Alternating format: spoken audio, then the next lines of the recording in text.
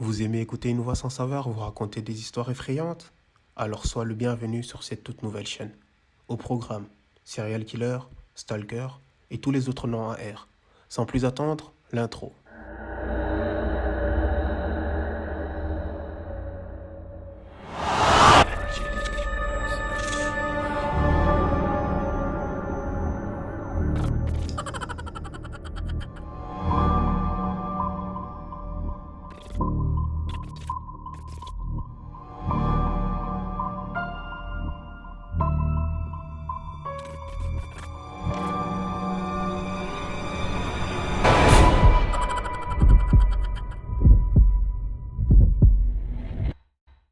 C'est l'histoire vraie de Rebecca. On est en 2011, au nord-est des États-Unis, à la frontière de l'Ohio. Rebecca est en secondaire et elle raconte que dans sa ville, il y a beaucoup d'usines et qu'à cause de cela, plus beaucoup de personnes y vivent. Par conséquent, plein d'écoles ont fermé et ces bâtiments sont devenus délabrés. Rebecca nous raconte que ces écoles abandonnées sont devenues un lieu de rassemblement pour les jeunes cherchant à fuir la maison familiale. On y fume, boit et on casse des vitres. Un jour après les cours, Rebecca et son amie vont traîner dans une de ces écoles abandonnées. Elles sont assises et dit que soudain, un homme sorti de nulle part essaie de saisir son amie par le bras et lui demande de venir avec lui. Vu qu'elles ne doivent pas vraiment être sur ces lieux, les deux pensent que c'est une personne qui veut appeler la police et les dénoncer. Du coup, elles racontent qu'elles ont couru pour se réfugier chez sa cousine qui habite un peu plus bas dans la rue. Rebecca dit que sa tante fêtait son anniversaire ce jour-là et que toute sa famille était réunie chez sa cousine pour cette occasion. Quelque temps après être arrivés, tous les autres sortent pour aller manger, sauf elle, son amie et sa cousine. Rebecca raconte qu'elles ont décidé de rester afin de pouvoir fumer à l'arrière de la maison. Pour s'y rendre, faut faire le tour, car la porte qui donne à l'arrière est fermée. Elles sont assises dehors en train de fumer, quand soudainement elles voient un homme arriver au loin. Rebecca décrit l'homme comme ayant une veste noire remontée jusqu'à la bouche. Seul son nez et ses yeux étaient visibles. L'homme faisait un étrange geste de sa main. Rebecca dit qu'au début, elle a pensé qu'il secouait des clés. Elle a alors supposé que peut-être c'était son oncle qui essayait d'attirer leur attention afin de leur donner les clés de la maison.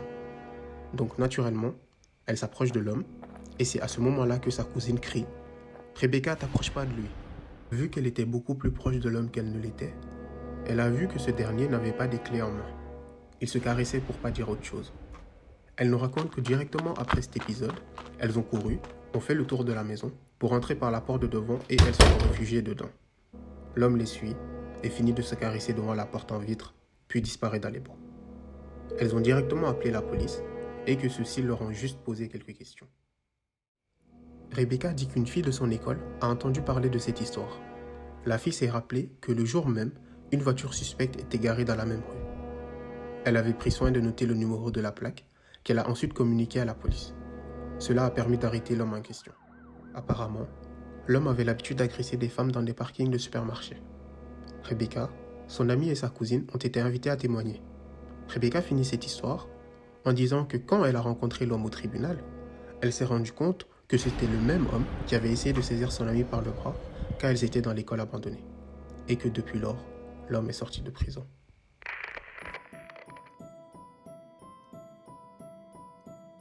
John vit aux États-Unis. Il partageait son appartement avec sa copine jusqu'à ce que cette dernière déménage. John raconte qu'il a un chat et que ce chat était très proche de sa copine. Il explique que peu de temps après le départ de celle-ci, son chat a commencé à s'isoler. Étant donné qu'il travaille beaucoup, John n'a pas vraiment le temps de traîner avec son chat.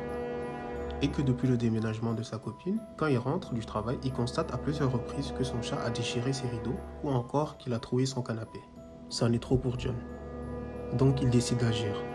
Dans un premier temps, il se décide à l'acheter des jouets pour chat, mais cela ne semble pas calmer le chat pour autant.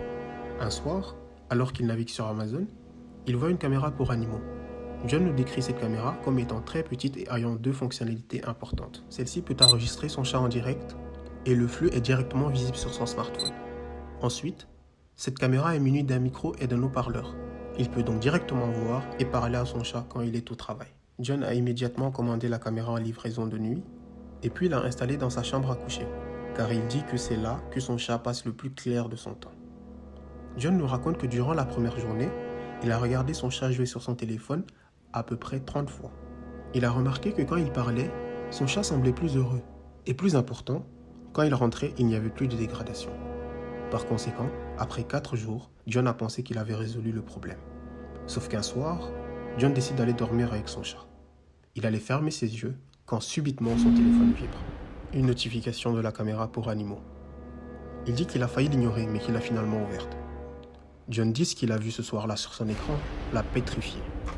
Au lieu de voir une vidéo de son chat et de lui au lit, un homme grand, maigre, à la peau pâle, aux grands yeux, se déplaçait dans sa chambre à pas exagérer, comme un personnage de dessin animé qui se faufile, nous dit-il. John explique qu'il a directement arrêté la vidéo et que son regard s'est dirigé là où l'homme était censé se trouver, mais qu'il n'a vu personne. Espérant qu'il s'agisse d'un bug, il se rend sur Amazon pour lire les avis sur le produit. John explique que les premiers avis étaient anodins, mais qu'un des avis a attiré son attention. Dans ce post, un client se plaignait que la caméra était en décalage parfois jusqu'à 15 minutes. Après la lecture de ce post, John est retourné regarder la vidéo en tremblant. Il a contemplé avec frayeur l'homme se glisser sous son lit et disparaître dans l'obscurité. Puis il se voit entrer dans la chambre et grimper dans le lit avant que la vidéo ne se termine.